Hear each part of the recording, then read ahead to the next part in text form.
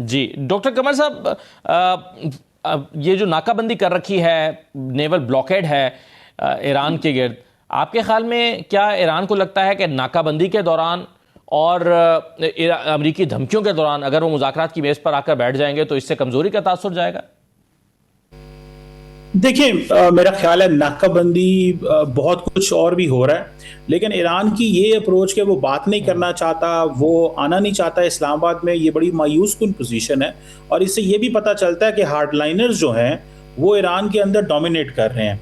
और जो प्रेसिडेंट हैं या उनका जो पॉलिटिकल अपरेटस है या जो फॉरेन ऑफिस है, वो कोई अच्छी पोजीशन में नज़र नहीं आ रहा। आप ये भी देखें कि जो अप्रोच अडॉप्ट की गई रिसेंटली, जब फॉरेन मिनिस्टर साहब ने जब ट्वीट की कि स्टेट ऑफ हार्मुज खुल गया है, तो जो IRGC के एफिलेटेड जो अकाउंट्स थे उन्होंने बड़ा टाइट और टफ टाइम दिया रागची साहब को, फॉरेन मिनिस्टर को। तो लगता ये है कि ये जो पोजीशन है ये कोई अच्छी पोजीशन नहीं है। और अगर हार्डलाइनर्स डोमिनेट कर गए तो आप इस चीज़ को देखिएगा कि ये बड़ी प्रॉब्लमैटिक सिचुएशन जो है वो होने जा रही है। और देखें, प्री कंडीशंस तो बहुत ज़्यादा हैं, दोनों साइड से ही हैं, लेकिन टेबल पे आके ही मसला हल होगा। मुझे तो ये लगता है। इसके अलावा तो हार्डलाइनर्स कौन है कि ईरान के सुप्रीम कमांडर हैं, प्रेसिडेंट हैं, जो सुप्रीम लीडर हैं, ये बाकी लोग हैं, क्या फैसले ये लोग नहीं कर रहे?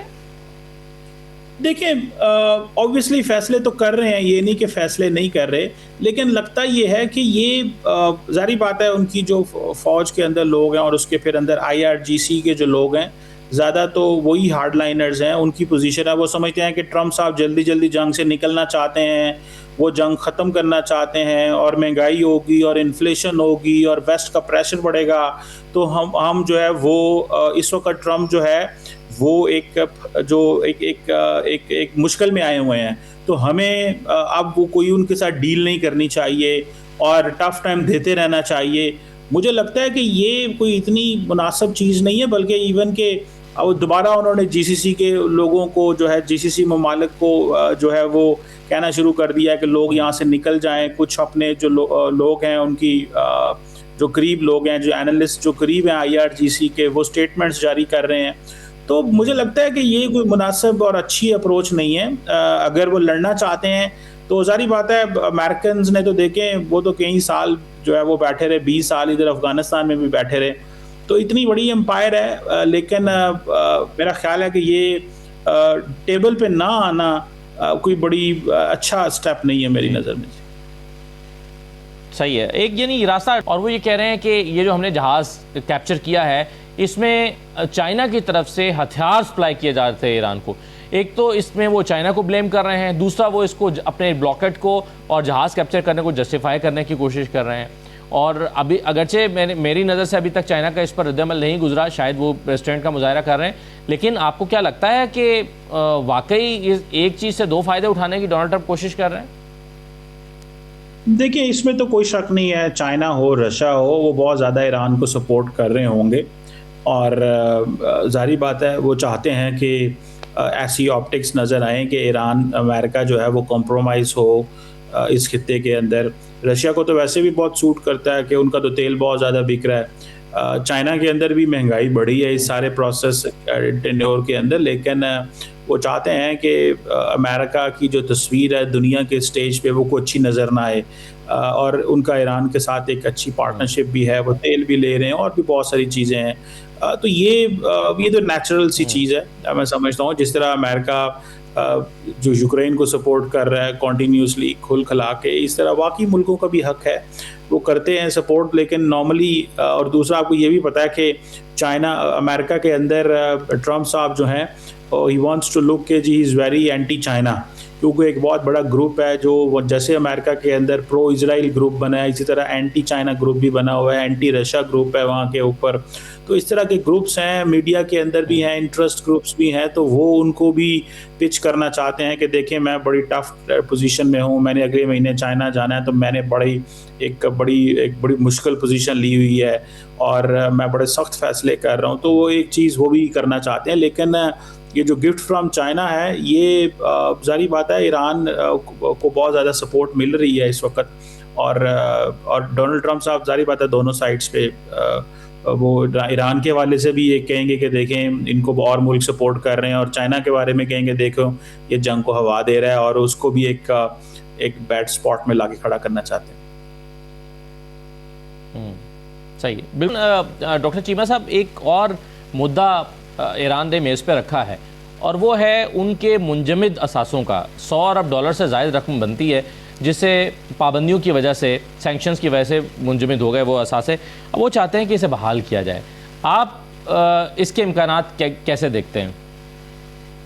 देखिए, मैं समझता हूँ ये ईरान का हक है, उसकी जो असासे सीज्ड हैं वो क्यों जो है वो किए गए हैं। ज़ाहिर बात है ईरान को बहुत ज़्यादा सज़ा दी गई है, बड़ी पेनलाइज़ किया गया है उसको। उसका देखें न्यूक्लियर एनरिचमेंट जो है, सिविल न्यूक्लियर जो टेक्नोलॉजी है, वो किसी भी मुल्क का हक है, और वो एज ए IEA के मेंबर, NPT के मेंबर, ये उनको होना चाहिए। लेकिन पिछले ज़ाहिर बात है उनकी जो पॉलिसीज़ रही हैं मिडल ईस्ट पे, और उनका जो स्टांस है पैलेस्टाइन पे और इज़राइल पे, उसकी वजह से ये सारा कुछ है। लेकिन ये एसेट्स तो उनको रिलीज़ होने चाहिए, लेकिन ज़ाहिर बात है ये किसी डील के तहत ही होंगे। जिस तरह joint comprehensive plan of action JCPO हुआ था 2016 में, तो तब भी बहुत कुछ रिलीज़ हुआ था। अभी भी ये डील होनी थी तो ये एसेट्स तो रिलीज़ होंगे, लेकिन वो एक बार्गेन करना चाहते हैं। जिस तरह अभी पता चला था कि अगर ईरान जो है वो अपनी यूरेनियम एनरिचमेंट पे मोरेटोरियम कोई लगाता है, उसको रोकता है कि वो अगले 5 साल, 10 साल, 15 साल, ये जो भी डील होती है वो नहीं करेगा एनरिचमेंट, तो उसके बदले उसको 20 अरब डॉलर दिया जाएगा। जो उसके एसेट्स हैं सीज्ड हैं वो उसके रिलीज़ कर दिए जाएंगे, और बहुत सारी चीज़ें हैं।